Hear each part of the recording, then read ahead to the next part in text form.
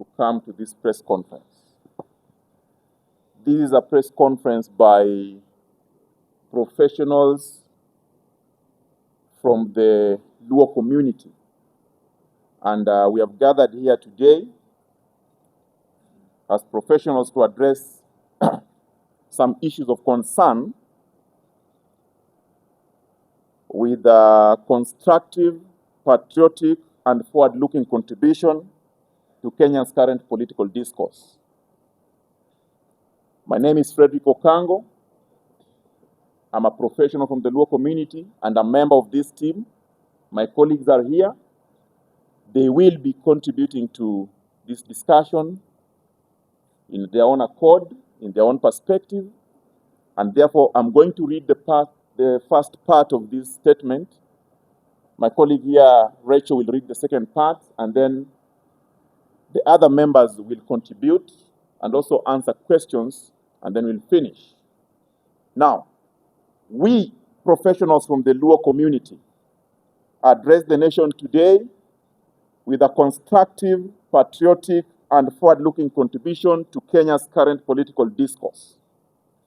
As a generation positioned between a proud historical legacy and an urgent national future, we believe this moment demands visionary leadership, inclusive governance, and decisive action in the national interest. The first thing that we want to address is inclusive governance, where it mainstreams professional expertise. We know that Kenya's development potential cannot be fully realized while professional expertise remain excluded from the core national leadership and decision-making. The country must deliberately integrate the engineers, doctors, economists, academicians, legal practitioners, technologists, and innovators, and many more, into the highest level of governance. And some of those people are seated here today. As professionals, we reject the culture of perpetual criticism from the sidelines. We are prepared to move from analysis to responsibility, from commentary to implementation, and to actively contribute to our skills in the nation building. And that's why we're here today again. The other issue that we want to address on is the broad-based governance framework. We continue as professionals from the Luo community to acknowledge and commend the statesmanship demonstrated by His Excellency President William Ruto and the late Right Honorable Raila Amolo Odinga when they initiated a framework for a broad-based government. The framework presents a credible pathway toward national healing, political stability, and equitable development. It offers historic opportunity to address long-standing issues of exclusion and marginalization, particularly from communities that have not fully been included or benefited from Kenya's political economic progress. And our community is part of that community, that for a very long time we have been in the position, and we feel that as a community, as people that are professionals of that community, it is an opportunity for us to start getting the development through collaborative work that is going under this framework called the broad-based. The third issue is the urgent reform and implementation of the 10-point agenda. We issue a firm but respectful call for accelerated implementation of the 10-point agenda that was signed on 7th March 2025 by President William Ruto and the late Right Honorable Raila Amolo Odinga. We believe this agenda remains a fundamental blueprint for structural reform, democratic consolidation, and social cohesion.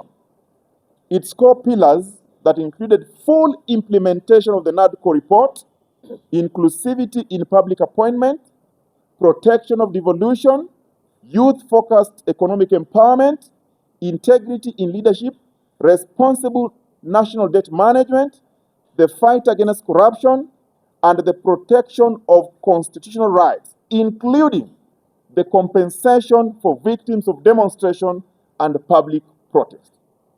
We believe that these are essential to restoring public trust and advancing national unity.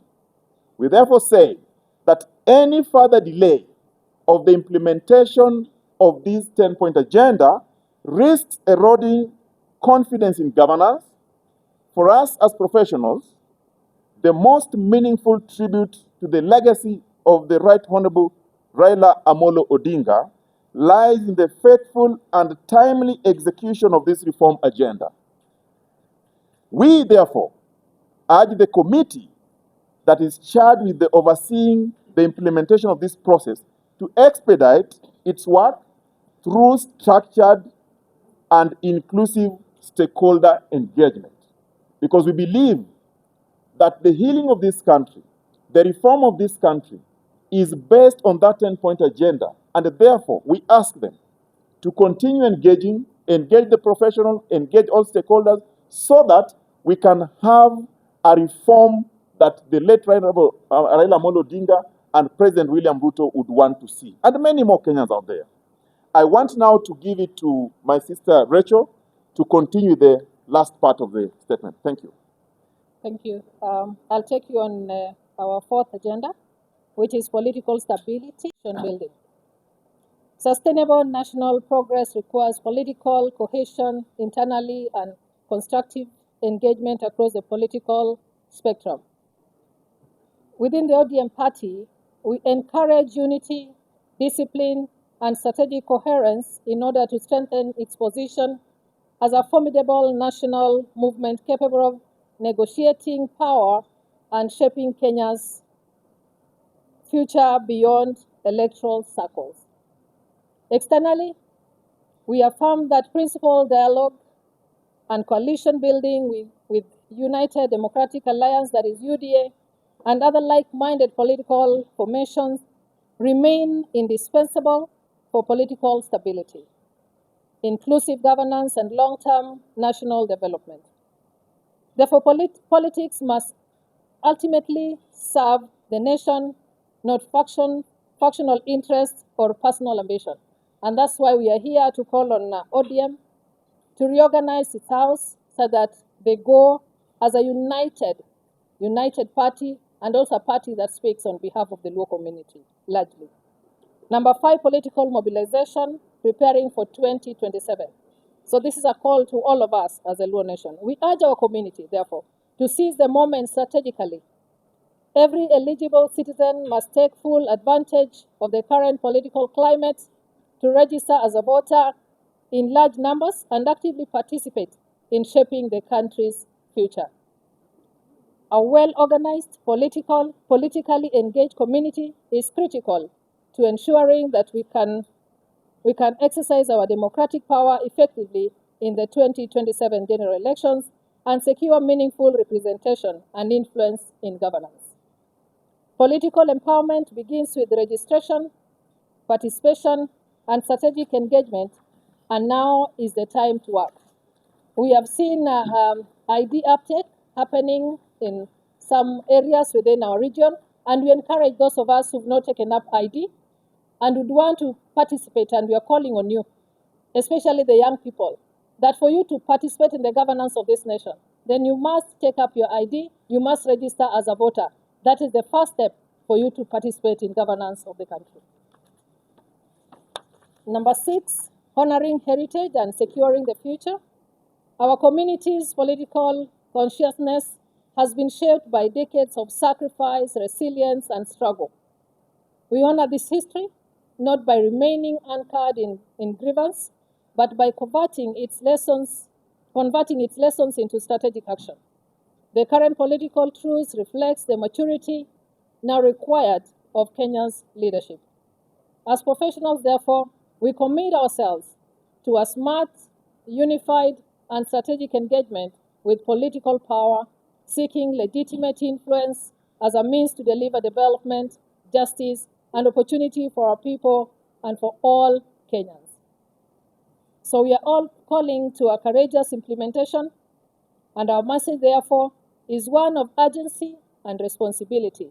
We call for courage in political decision-making, wisdom in unity, the deliberate inclusion of professional expertise in governance, and in the immediate implementation of agreed upon reforms, which our friend Okango spoke about, especially the 10-point agenda, we stand ready to partner with all progressive forces in building a just, inclusive, and prosperous Kenya.